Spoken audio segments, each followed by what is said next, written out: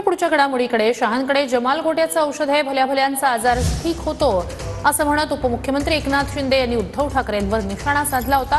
तर एक दिवस जमाल गोटा एकनाथ शिंदेंना मिळणार असं संजय राऊतांनी म्हटलंय। ईडीचा जमाल गोटा मिळाल्यानंच शिंदे पक्षातून फुटले अशी टीकाही राऊतांनी केली आहे।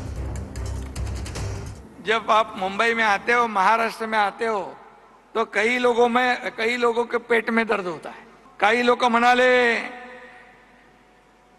आम्ही वाघनक काढू, वाघनक हातात घ्यायला वाघाचं काळीज लागतं, ते आता अमित भाईंच्याकडे आहे। काल म्हणाले अमित भाई की झाड की पत्ती है, ते मी सांगतो त्याला, त्या झाडाला, त्या पत्तीला जमाल गोटा नाव आहे। बघूया जमाल गोटा ते नक्की कोणाला देत आहेत। एक दिवस हा जमाल गोटा एकनाथ शिंदे नाही मिळणार आहे। मी जे म्हणतोय की महाराष्ट्राला तिसरा उपमुख्यमंत्री मिळतोय, हे तुम्हाला वारंवार जे सांगतोय हे शिंदेनाही माहिती आहे की महाराष्ट्राला तिसरा उपमुख्यमंत्री मिळतोय आणि तो शिंदेंचाच पक्षातला असणार। या जमाल गोट्याच्या गोष्टी आम्हाला सांगू नका। तुम्हाला ईडीचा जमाल गोटा अमित शहाने दिला म्हणून तुम्ही पक्षातनं फुटलात। जमाल गोटा काय असतो?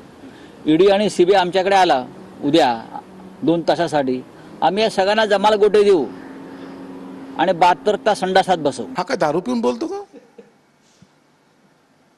याची उतरते की नाही उतरते कधी?